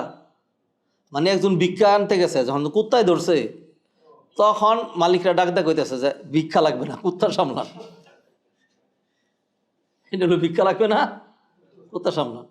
আবু সুফিয়ান তার বাহিনী সহ বললো যে চল, হয়েছে, যা হয়েছে হয়েছে। হ্যাঁ, আর থাকুক আবু বকর থাকুক, ওমর থাকুক, মোহাম্মদ থাকুক, যা থাকুক, আর দরকার নেই, আমরা খালি এবার যাই, এবার যান বাঁচাই। এবার কি যান বাঁচাই। 30 কিলোমিটার যাওয়ার পরে তাদের মনে হইল যে এরকম একটা বিজয়ের সূচনা করে আমরা বিজয়টা অর্জন করতে পারলাম না, চরম ভুল হয়ে গেছে আমাদের। মদিনা অরক্ষিত ছিল, মুসলমানরা এখানে আহত, নবী মুহাম্মদের নেতৃত্বে তারা উহুদ পাহাড়ের উপরে। হ্যাঁ, এই সাইড হলো মদিনা শহর। আমরা মদিনায় কেন আক্রমণ করলাম না? সেখানে তাদের নারী পুরুষ ছেলেরা আছে, এটা অথবা আমরা তাদের একজনও বন্দি করতে পারলাম না, এইভাবে চলে আসলাম। আচ্ছা, আমরা যা পলায়ন করলাম, মানুষ তো হাসবে, বলবে যে কি কাপুরুষের দলেরা। 30 কিলোমিটার যাওয়ার পরে তাদের মনে হলো যে না, আমরা ভুল হয়ে গেছে, আমরা কি করব? আবার যাব, আবার গিয়ে আমরা প্রকৃত বিজয় সেটা অর্জন করা লাগবে, আর মুসলমানদেরকে কচুকাটা করা লাগবে। তো তারা এই নিয়তে রওনা দিছে। কি করার জন্য? ফেরত আসতেছে, মদিনা আক্রমণ ভালো করে করার জন্য এবং প্রকৃত বিজয়। 3 দিন থাকতে হবে না এখানে, এই দিকে আল্লাহ সুবহানাহু ওয়া তাআলা আয়াত নাজিল করলেন, ইয়ামসাসকুম করহুন ফাকাদ মাসাল কওমা করহুম মিসলু। তোমরা যদি আহত হয়ে থাকো, কাফেররাও তো কি হয়েছে? আহত হয়েছে। হ্যাঁ, না বসে থাকার সুযোগ নাই। হ্যাঁ, ওদেরকে দাওয়া করতে হবে, ওদেরকে ধরা লাগবে। নবীজি সাহাবীদেরকে ডাক দিলেন, কে কোথায় আছো? হ্যাঁ, তোমরা খালি হয়েছো, তারাও তো হয়েছে, চলো রেডি হও, এই মুহূর্তেই ওদেরকে ধরতে হবে। ওদেরকে কি করতে হবে? ধরতে হবে। তো নবীজি সাল্লাল্লাহু আলাইহি ওয়াসাল্লামের দিক দিয়ে সাহাবাদেরকে নিয়ে রওনা দিলেন। হ্যাঁ, ওরা তো যাচ্ছে মক্কার দিকে, পিছন দিয়ে দাওয়া করলেন, ওদেরকে রাস্তাকে ধরবেন। হ্যাঁ, একজন দূত মাঝখানে, তার নাম কে কইতে পারবে? নুআইম ইবনে মাসউদ। নুআইম ইবনে মাসউদ। হ্যাঁ, নুআইম ইবনে মাসউদের সাথে ইয়াদের দেখা, কাফেরদের দেখা, মদিনার দিকে আসতেছে। তারে বলে দিল যে, এই তুমি যাচ্ছ মদিনার দিকে, গিয়া মদিনা হেদেরকে গিয়া বলো যে আইতেছে আবার, কি আসতেছে আবার। নুআইম ইবনে মাসউদ যখন আসে, তখন দিয়ে নবীজি সাল্লাল্লাহু আলাইহি ওয়াসাল্লাম কাফেলা নিয়ে যায়। তখন বলল যে, আমি তো সংবাদ নিয়ে এসেছি। কি সংবাদ? যে তারা তো আসতেছে। হ্যাঁ, তখন নবীজি সাল্লাল্লাহু আলাইহি ওয়াসাল্লাম বললেন, তুমি কে তাদেরকে বলো আমরা তাদের পিছনে দাওয়া করতেছি, আমরাও আসতেছি। তো তারা যখন এই খবর দিল, এক তো 70 জন সাহাবী শহীদ হয়েছেন, মুসলমানরা বাহ্যিকভাবে পরাজিত হয়েছেন, কাফেররা জিতছে, ভুলক্রমে চলে যাচ্ছিল, এখন আবার সংঘবদ্ধ হয়ে আসতেছে। এই অবস্থায় একটু ভয় লাগে নাকি লাগে না? লাগে না? লাগার কথা না? লাগার কথা। দেখেন কোরআনে আল্লাহ কি বলছেন, আল্লাযীনা ক্বালা লাহুমুন নাসু ইন্নান নাসা ক্বাদ জামাউ লাকুম ফাখশাউহুম ফাযাদাহুম ঈমানা ওয়া ক্বালু হাসবুনাল্লাহু ওয়া নি'মাল ওয়াকিল ফানকালাবু বিনি'মাতিম মিনাল্লাহি ওয়া ফাদলিন লাম ইয়ামসাসহুম সু ওয়াত্তাবাউ রিদওয়ানাল্লাহ আল্লাহু যু ফাদলিন আযীম। আল্লাহু আকবার। হ্যাঁ, আল্লাহ বলছেন আল্লাযীনা ক্বালা লাহুমুন নাসু, নাস মানে মানুষ। এখানে নুআইম ইবনে মাসউদ, নুআইম ইবনে মাসউদের সেই সংবাদ এনে কি বলল, ইন্নান নাসা ক্বাদ জামাউ লাকুম, কাফেররা বিশাল শক্তি সঞ্চয় করে আবার ফিরে আসছে, ফাখশাউহুম, তাদেরকে ভয় করো। তখন কি হলো, ফাযাদাহুম ঈমানা, তখন ঈমানদারদের ঈমান বেড়ে গেল। বলল যে ভয় তো করবো আল্লাহরে, ভয় তো করবো কাকে? আল্লাহকে। আর তখন তারা কি বলল, নবীজি সহ, ওয়াকালু হাসবুনাল্লাহু ওয়া নি'মাল ওয়াকিল, আল্লাহ আমাদের জন্য যথেষ্ট, আল্লাহ আমাদের জন্য যথেষ্ট। হ্যাঁ, এই যে তারা এটা বলল, আল্লাহ আমাদের জন্য যথেষ্ট। হ্যাঁ, আর বলে দিল, তুমি গিয়ে তাদেরকে খবর দাও, আবার ঘুরে যাও, গিয়ে বলো যে তোমরা যাচ্ছ, মুসলমানরা কিন্তু আসতেছে। গিয়া যখন এই কথা বলছে আবু সুফিয়ান রে, যে নবী মোহাম্মদ তার লোকজন সহ তোমাদেরকে দাওয়া করার জন্য উহুদ থেকে অলরেডি 10 কিলোমিটার এসে গেছে। হ্যাঁ, এই কথা শুই না পরে কিরে কি করবি? হ্যাঁ, যাবি? অসম্ভব, গেলে তুমি যাও, আমরা যেতাম না। হ্যাঁ, পরে এক কাজ কর, কেউই যাওয়া দরকার নেই, আগে জান বাঁচে, দে দৌড়। হ্যাঁ, মক্কার দিকে দে দৌড়। চলে গেল। পরে নবীজি সাল্লাল্লাহু আলাইহি ওয়াসাল্লাম সাহাবায়ে কেরাম সহ গেলেন বহু দূর পর্যন্ত, হামরাউল আসাদ জায়গা, সেইখানে গেলেন। সেইখানে যাওয়ার পরে একটা বাজার মিলল, সাথে মুসলমানদের সাথে যা ছিল এগুলি বিক্রি করলেন, আল্লাহ প্রচুর লাভ দিলেন। ওইখান থেকে আবার কিছু জিনিস নিয়ে আসলেন, মদিনায় নিয়ে আসলেন। মদিনা আনার পরে সেটা কদর বেড়ে গেল, ফলে মুসলমানদের বাণিজ্যও হয়ে গেল। ফানকালাবু বিনি'মাতিম মিনাল্লাহি ওয়া ফাদলিন লাম ইয়ামসাসহুম সু, আর মুসলমানদেরকে কোনো রকম অনিষ্ট স্পর্শও করলো না। তাইলে দেখেন, যেইখানে মুসলমানরা আগায় যাচ্ছে, তখন তো তাদের আরও ইয়া করা দরকার, যে আইসো তো আগায়া ভালো হয়েছে, আমরা আর উহুদের প্রান্তরে ইয়া তোদেরকে ধরা লাগবে না, কাছেই পেয়ে গেছি, তাদেরকে কচু কাটা করে মাইরে তারপরে যাই। মার বেদুরের কথা কেন পারলো না? কারণ হইল মুসলমানরা ভরসা করেছে আল্লাহর উপরে। আল্লাহর উপরে কেউ যদি ভরসা করে, ওমান ইয়াতাওয়াক্কাল আলাল্লাহি ফাহুয়া হাসবু, কেউ যদি আল্লাহর উপর ভরসা করে, আল্লাহ তার জন্য কি হয়? আল্লাহ সুবহানাহু ওয়া তাআলা যা যথেষ্ট হইলেন, তার প্রমাণ আল্লাহ সুবহানাহু ওয়া তাআলা দিয়ে দিলেন। 2টা ঘটনা বললাম, আর 2টা ঘটনা বলবো, আমার হাতে সময় আছে সর্বশা করলে 12-13 মিনিট। নবী মোহাম্মদ রাসূলুল্লাহ সাল্লাল্লাহু আলাইহি সাল্লামের জীবনের 2টা বললাম, আরেকটা নবীজির এটা না করলে হবে না। যেহেতু নবীদের জীবনী থেকে শিক্ষা, তা প্রিয় নবীর জীবনে থেকে 3টা নেই। কয়টা? 3টা। সংক্ষিপ্ত করে বলবো, লম্বা ঘটনা। হিজরতের সময়ে নবীজি সাল্লাল্লাহু আলাইহি ওয়াসাল্লাম কাফেরদেরকে ধোঁকা দেওয়ার জন্য উত্তর দিকে না গিয়ে মক্কা থেকে বেরিয়ে দক্ষিণ দিকে গেলেন। নবীজির আসার কথা উত্তর দিকে, দক্ষিণ দিকে গিয়ে জাবালে সৌর পাহাড়ের উপরে গুহার মধ্যে লুকাইলেন। সেইখানে যখন নামবেন, আবু বকর বলেন, ইয়া রাসূলুল্লাহ, পরিত্যক্ত গুহা, সাপ বিচ্ছু সবই তো আছে, হ্যাঁ, আমি আগে নামি, ক্ষতি হয়তো আমার হোক। গিয়া সব চেকটেক কইরা যত ছিদ্র টিদ্র ছিল জামা কাপড় ছিঁড়া বন্ধ করলো। শেষমেশ একটা আর বন্ধ করতে পারে না। সহি কথাবার্তা, গল্প না। হ্যাঁ, আবু বকর রাদিয়াল্লাহু তাআলা শেষে গিয়া নিজের পাটা ওইখানে লাগাইয়া এটা বন্ধ করবে, রাসূল এবার নেমে আসেন। নবীজি নামলেন। নবীজি নিশ্চিন্ত, নির্বিঘ্ন, নৌচিন্তা ডুফুর্তি আবু বকরের উরুর উপরে মাথা রাইয়া নাক ডেকে দিলেন ঘুম। কোনো চিন্তা নেই, ভরসা কার উপরে? আল্লাহর উপরে। আবু বকর রাদিয়াল্লাহু তাআলা দুঃখ দুঃখ করছে কলিদা। আবু বকর সজাগ, শুনতে পেলেন পাহাড়ের নিচে কেমন যেন আওয়াজ শোনা যাচ্ছে, ধীরে ধীরে আওয়াজ স্পষ্ট হচ্ছে। বুঝতে পারলেন এটা আবু জাহালের আওয়াজ, বুঝতে পারলেন এটা উমুকের। আবু জাহালের কলিজার হার্টবিট বলে না, হার্টবিট বেড়ে গেল, দ্রুত প্রকম্পন শুরু হইল। সর্বনাশ! এই 4 কিলোমিটার পাহাড়ের উপরে যেহেতু উঠছে, তাইলে নির্ঘাত খবর পেয়েই আসতেছে। আর উপায় নেই। হ্যাঁ, আমি বললাম অসুবিধা নেই, কিন্তু নবীজির মেরে ফেলবে, নবীর যে মেরে ফেলবে। খুব টেনশন করতেছিল আবু বকর রাদিয়াল্লাহু তাআলা। যখন কথা আরো খুব কাছাকাছি আসলো, এই আরে কি বলে, এই এই গুহার মধ্যে হবে, এখানে এই যে পায়ের চিহ্ন হালকা হালকা কিছু বোঝা যাচ্ছে, একদম আবু বকর স্পষ্ট শুনতে পাচ্ছিল। তখন আবু বকর রাদিয়াল্লাহু তাআলা নবীজিরে বলেন, ইয়া রাসূলুল্লাহ, আপনি একদম চুপচাপ, নিশ্চিন্ত, চিন্তার যৎসামান্য চয়ের ছাপটাও আপনার চেহারার মধ্যে নাই। হ্যাঁ, আপনি কি কিছুই শুনতে পাচ্ছেন না? আস্ত রাখবে? এই গুহার ভিতরেই তো 2 জন মেরে ফেলবে, অবস্থা কি হবে? তখন নবীজি সাল্লাল্লাহু আলাইহি সাল্লাম আবু বকরকে যেই কথা বলছিলেন, সূরা তওবার মধ্যে আল্লাহ সুবহানাহু ওয়া তাআলা আয়াত নাযিল করছেন। হ্যাঁ,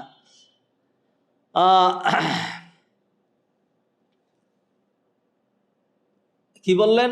লা তাহজান সানিয়াতনাইনি ইয হুমা ফিল গারি ইয ইয়াকুলু লিসাহিবিহি লা তাহজান ইন্নাল্লাহা মা'ানা।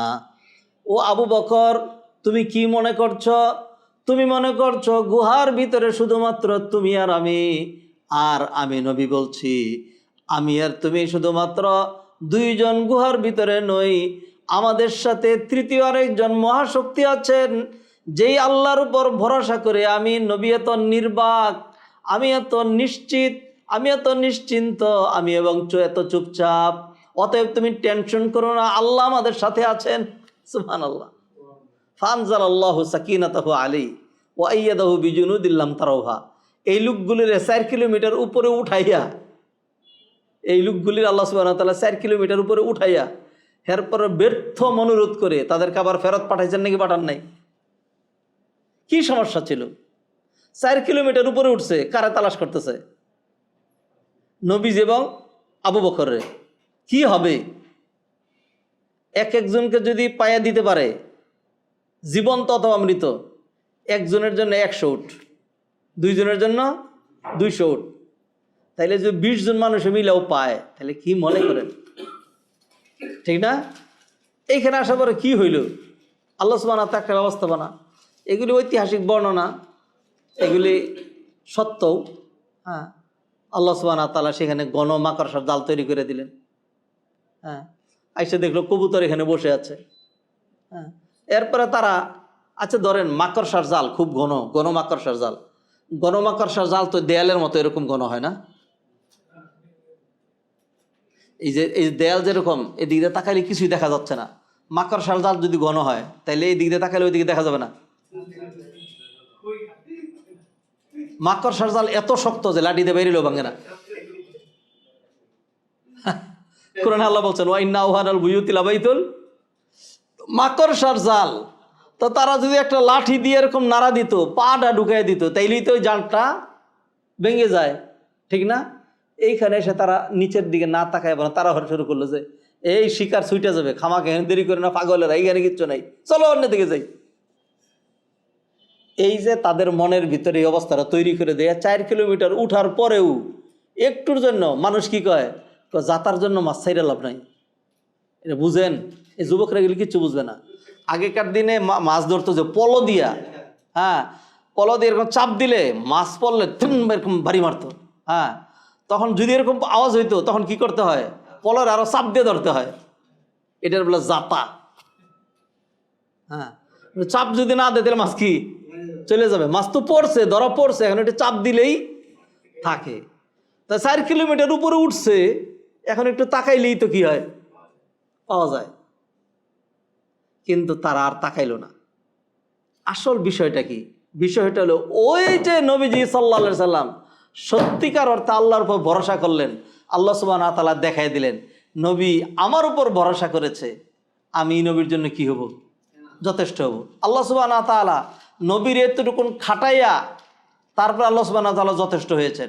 এমন করেন নাই যে মক্কার সব মানুষ মিলে আপনারা কিছু করতে পারবেন না, ঘরেই শুয়ে থাকেন, সেটা করছিলেন? নবীরে বের করছেন, আবু বকর সহায় না পাহাড়ের উপরে উঠাই এখানে লুকাইছেন। এরপরে নবীজি সাল্লাল্লাহু আলাইহি সাল্লাম আল্লাহর উপর ভরসা করছেন, আল্লাহ সুবহানাহু ওয়া তাআলা সে ভরসার রেজাল্ট উপহার দিয়েছেন, ঠিক না ভাই? ঠিক। আল্লাহু আকবার। আর 2টা ঘটনা বলি খুব সংক্ষিপ্ত করে। মুসা আলাইহিস সালামের নাম শুনছেন আপনারা? মুসা আলাইহিস সালাম লম্বা ঘটনা, কিন্তু সেটা বলবো না, অল্প একটু বলবো। মুসা আলাইহিস সালাম যখন নবী হইলেন, দাওয়াত দিবেন, আল্লাহ সুবহানাহু ওয়া তাআলা শিখাইয়া দিলেন যে এমনি এমনি দাওয়াত দেন, সুন্দর দাওয়াতি পলিসিও শিখাইয়া দিলেন।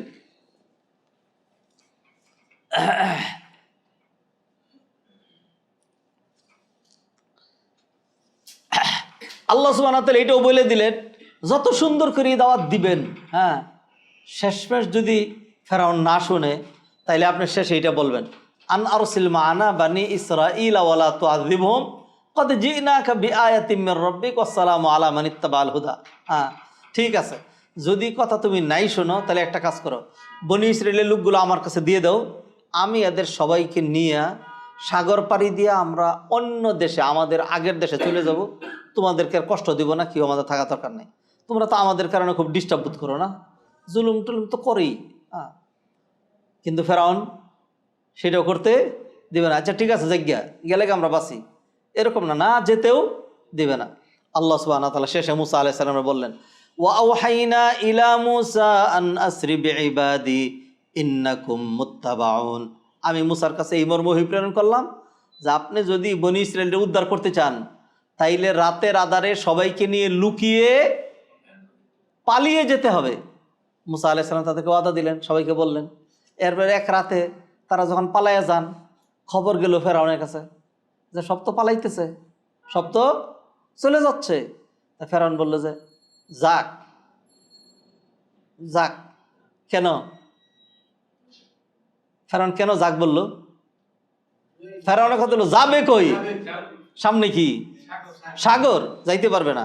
বলে যাক তোরা ঘুমা, আরাম কর, সকালবেলা যখন মুরুগ বাগ দিবে, হ্যাঁ, তখন উঠবি সবাই, তখন সবাই উঠবি, 10 মিনিটের মধ্যে 6 লক্ষ সোলজার রেডি চাই। যখন মুরুগ বাগ দিল, ফেরাউন ওইটা বলল যে এই যে একটা বকরি জবাই করলাম, হ্যাঁ, এই বকরি এটা সিলাইতে সিলাইতে গোশতটা রেডি হইতে হইতে 6 লক্ষ সোলজার যদি আমি সামনে রেডি না পাই তাদের গর্দান দিয়ে দিব। তৎক্ষণের মধ্যে 6 লক্ষ সোলজার রেডি। মুফাসসিরিন কেরাম উল্লেখ করেছেন যে ওই দিন আল্লাহ সুবহানাহু ওয়া তাআলা মুরুগের বাঘগুলো, মুরুগরে ওহী দিলেন যে বাঘ দিস না, আজকে দেরি করে বাঘ দে, যাতে বনি ইসরাইল কি করে একদম সাগরের কাছাকাছি চলে যেতে পারে। যাই হোক, দেরিতে হলে সকালবেলা ফেরাউন 6 লক্ষ বাহিনী নিয়ে রওনা দিল। এবার মুসা আলাইহিস সালামের অনুসারী যারা ছিল তারা দেখলো যে সামনে যে সাগরের পানি গর্জন, কক্সবাজার গেছেন, সাগর পানি কিরকম করে দেখছেন? হ্যাঁ, তারা দেখলো সামনে সাগর এরকম, আর হঠাৎ করে তাকায় দেখে আওয়াজ শোনা যাচ্ছে, তপদপ তপদপ তপদপ তপদপ তপদপ, আর ধুলা উঠতেছে। হ্যাঁ, তখন মুসা আলাইহিস সালামের সাথে যারা ছিল তারা বলল, ফালাম্মা তারা আল জামানি ক্বালা আসহাবু মুসা ইন্না লামুদরাকুন। এবার মুসা আলাইহিস সালাম শেরে বলেছে, মুসা একেবারে সর্বনাশটা করছো। যদিও এখানে থাকতাম, মাইর খাইতাম, জুলুমের শিকার হইতাম, বাইসা তো থাকতাম কোনো রকম। এখন তো আজকে সবগুলিরে কচু কাটা করা ছাড়া ফেরাউন যে কি কুত্তা এটা তো আমরা জানি। একদম শেষ করবে মুসা, আমাদের শেষ করলা তুমি। মুসা একদম সর্বনাশ করলা, কোথায় নিয়ে আসলা? সামনে সাগর, পিছনে ফেরাউনের বাহিনী। অবস্থাটা চিন্তা করতে পারছেন? এতগুলো লোকের দায়িত্ব আমার উপরে। বনি ইসরায়েলের ৫-৬ লাখ মানুষ, মহিলা, বাচ্চা, দুর্বল, বৃদ্ধ, অল্প কিছু যোদ্ধা। হ্যাঁ, যেই যোদ্ধা ফেরাউন বাহিনীর সাথে যুদ্ধ করার মতো প্রশ্নই আসে না, ধারে কাছেরও না, কিচ্ছুই না। হ্যাঁ, তা মুসা আলাইহিস সালাম কি কঠিন সিচুয়েশনে বললেন। তাইলে কি বলবেন? যে সাগরে ঝাঁপ দিয়ে মর, এটা বলবেন? হ্যাঁ, ফেরাউনের সাথে যুদ্ধ করে মর, এটা বলবেন? যখন জাতি এরকম কথা বলছে তখন শুনেন মুসা আলাইহিস সালাম কি বলেন, ফালাম্মা তারা আল জামানি ক্বালা আসহাবু মুসা ইন্না লামুদরাকুন ক্বালা কাল্লা। মুসা আলাইহিস সালাম বলেন, কোশ্চিন কালেও না, ইন্না মাইয়া রব্বি সায়াহদিন। আমার সাথে কি আছেন? আল্লাহ আছেন, আল্লাহ আমাকে পথ দেখিয়ে দিবেন। সুবহানাল্লাহ। এই যে এরকম কঠিন সিচুয়েশনে এটা বলতে পারা যে আমার সাথে কে আছে? আল্লাহ আছে, এটার নাম তাওয়াক্কুল। এটার নাম কি? তাওয়াক্কুল। আল্লাহ সুবহানাহু ওয়া তাআলা ঠিকই করলেন। আল্লাহ সুবহানাহু ওয়া তাআলা কি করলেন? যে এরকম কঠিন, জান ঠুটের মধ্যে, গলা থেকে বেরিয়ে ঠুট পর্যন্ত চলে আসছে প্রতিটা মানুষের, জান মুষ্টির ভিতরে, এখন সর্বনাশ, এই বুঝি বেরিয়ে যায়। ওই মুহূর্তে আমার নবী বলছে, ইন্না মাইয়া রব্বি সায়াহদিন, আমার সাথে আমার রব আছেন। আল্লাহ সুবহানাহু ওয়া তাআলা ঠিকই সাথে থাকলেন। কি করলেন? আল্লাহ বললেন, আওহাইনা ইলা মুসা আনিদরিব বিআসাকাল বাহার। আমি মুসার কাছে ওহী প্রেরণ করলাম, ও মুসা লাঠি দিয়ে সাগরে আঘাত করো। মুসা আলাইহিস সালাম সাগরে আঘাত করলেন, পানি দ্বিখণ্ডিত হয়ে গেল।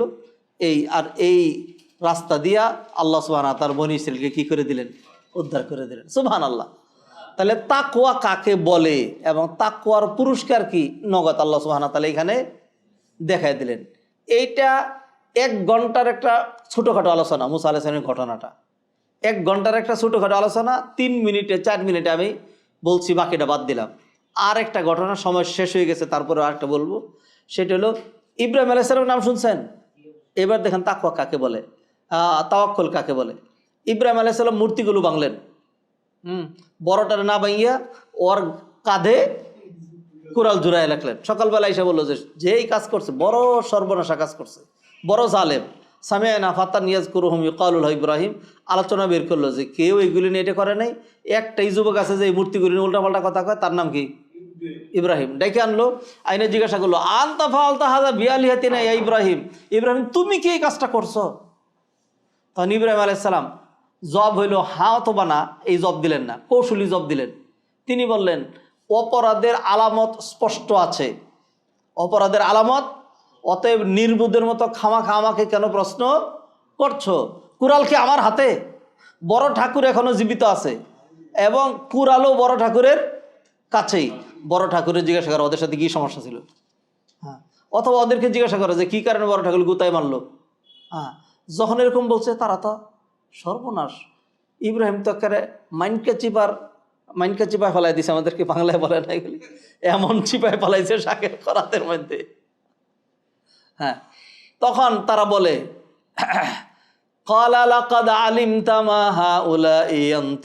ইব্রাহিম তুমি জানো না এগুলি কথা কইতে পারে না? ইব্রাহিম সালাম বুঝছেন যে এই বাবার চিপার মধ্যে ঠিকই পড়ছো, কথা কইতে পারে না। কয় না। কয় তাহলে যে খাবার দাবার দেয় ওইগুলি কি করে, খায়? কয় না, কেমনে খাবে? খায় না। তোমাদেরকে কি কি দেয়? কয় না, কিছুই দেয় না। আর তোমার কি কি উপকার করে? না, তো উপকার করতে পারে না। কয় ক্ষতি? কয় তাও না, ক্ষতিও করতে পারে না, কিছুই পারে না। তখন মুসা আলাইহিস সালাম ধমক দিলেন, ধমক দিয়ে বললেন যে উফফিল লাকুম লিমা তা'বুদুনা মিন দুনিল্লাহ, দেখ তোমাদেরকে এবং এই প্রতিমা মাবুদগুলো, আফালা তাআকিলুন, আকল নাই? হ্যাঁ, যেগুলি কথাও কয় না, উপকার করে না, ক্ষতিও সাধন করে না, খাইতেও পারে না, অধিকন তো আমি যে লাইতেয়া খিলাইয়া বাইরে বাংলাম, একটা যদি চোখ উল্টাই দিত একটু ভয় পাইতাম, কিচ্ছুই করতে পারলো না, গায়ে জ্বরও আসে নাই, বড়টার গাড়ের ঝুলাই রাখলাম, বড়টাও কিচ্ছু করলো না। হ্যাঁ, তা এগুলির আবাদত কেন করস? তাহলে জয় হইল কার? ইব্রাহিম আলাইহিস সালামের। জয় হইল কার? ইব্রাহিমের। আর পরাজয় হলো নমরুদ বাহিনীর। কিন্তু নমরুদ বাহিনীর কাছে আরেকটা জিনিস আছে, সেটা হইলো মানুষ যখন যুক্তিতে হাইরা যায়, হ্যাঁ, আর সে যদি আনোয়ার না হয় জানোয়ার হয়, তখন সে যুক্তির তোয়াক্কা না করে শক্তি প্রদর্শন করে, যেটা আমাদের দেশের সরকার এবং রাজনৈতিক পার্টিগুলি করে। বুঝেন নাই? হ্যাঁ, তখন নমরুদ বলল যে না, যাই হোক, যত সুন্দর কথাই বলো, যত নীতি কথাই বলো, তুমি খালি এটা দেখাইবা যে আমাদের মাবুদ কিচ্ছু পারে না, এটা করছো, তাইলে ঠিক আছে, আমরা এখন তোমার আগুনে ফালামো, দেখি তোমার মাবুদ কি পারে। তুমি যে এত পটর পটর করো তোমার মাবুদের কথা, দেখি তোমার মাবুদ কি পারে। তখন বলল, কলু হাররিকুহু ওয়ানসুরু আলিহাতাকুম ইন কুনতুম ফাইলিন, যে তোমরা বিশাল আগুন জ্বালাইয়া ইব্রাহিমের পুরাইয়া কি করো, সাহায্য করো তোমাদের মাবুদগুলো করে। এরপরে যখন বিশাল অগ্নিকুণ্ড তৈরি করা হলো, ইব্রাহিমকে নিক্ষেপ করা হচ্ছে, হ্যাঁ, তখন এই যে হাদিসের মধ্যে আছে, আব্দুল্লাহ ইবনে আব্বাস রাদিয়াল্লাহু বললেন যে কাল হাসবুনাল্লাহু ওয়া নি'মাল ওয়াকিল কালাহা ইব্রাহিম হিনা উলকিয়া ফিন্নার। ইব্রাহিমকে যখন আগুনে নিক্ষেপ করা হয়েছিল, তখন তিনি তাকওয়ার যে মূল মন্ত্র, হাসবি আল্লাহু ওয়া নি'মাল ওয়াকিল, আল্লাহই আমার জন্য যথেষ্ট, তিনি উত্তম অভিভাবক, মানে এলাহি ভরসা, মানে কি এলাহি ভরসা, আল্লাহই ভরসা। ইব্রাহিম আলাইহিস সালাম শুধু এইটা বললেন।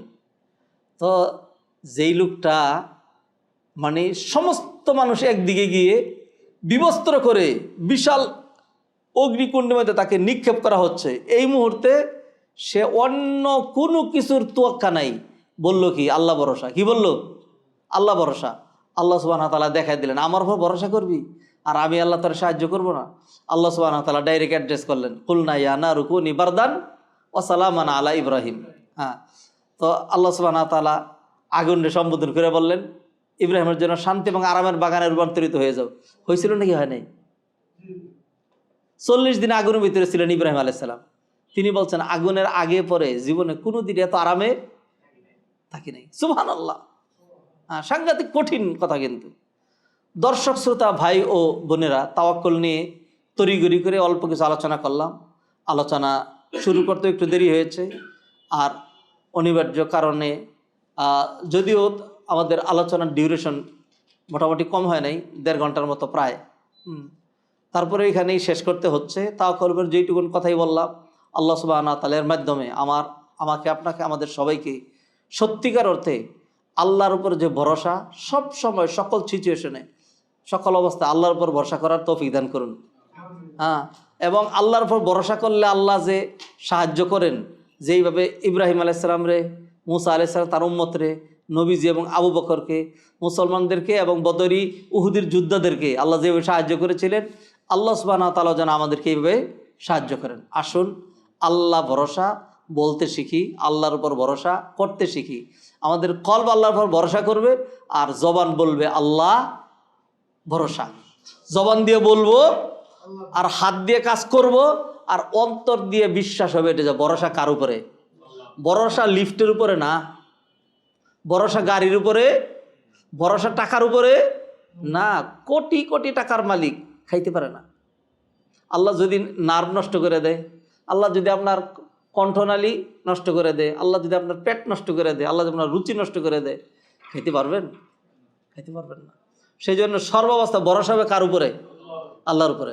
সুবহানাকাল্লাহুম্মা বিহামদিকা আশহাদু আল্লা ইলাহা ইল্লা আনতা আস্তাগফিরুকা ওয়া আতুবু ইলাইক।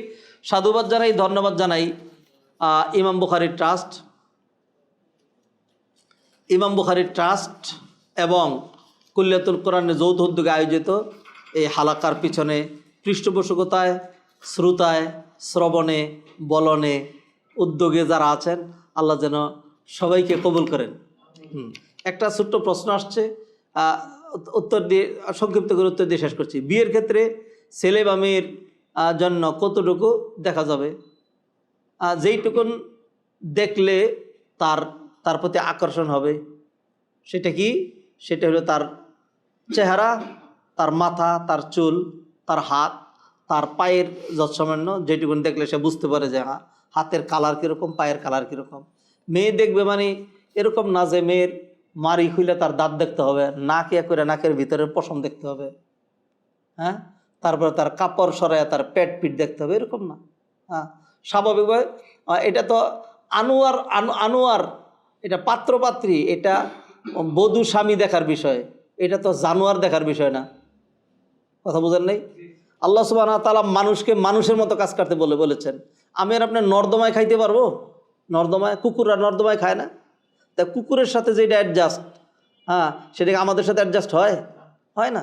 তাহলে মানুষ কোনো ছেলে যখন মেয়েকে দেখতে যাবে, মেয়েকে কি দেখবে? তার চেহারাটা দেখবে, এটাই তো যথেষ্ট। আর বেশি দেখতে চাও, চুলটা দেখো, হাতের কবজি দেখো, যৎসামান্য, তো এতটুকু, এর বেশি না। আর সেই ক্ষেত্রে মেয়েও ছেলেকে দেখবে, মেয়েও ছেলেকে দেখতে পারবে, ওরকমই দেখবে। আল্লাহ চাইলে কালো মেয়েটা সুন্দর ছেলের পছন্দ হয়ে যাবে, আর আল্লাহ যদি না চান তাহলে সেই রকম ফর্সা মেয়েটাও কী হবে না, পছন্দ হবে না।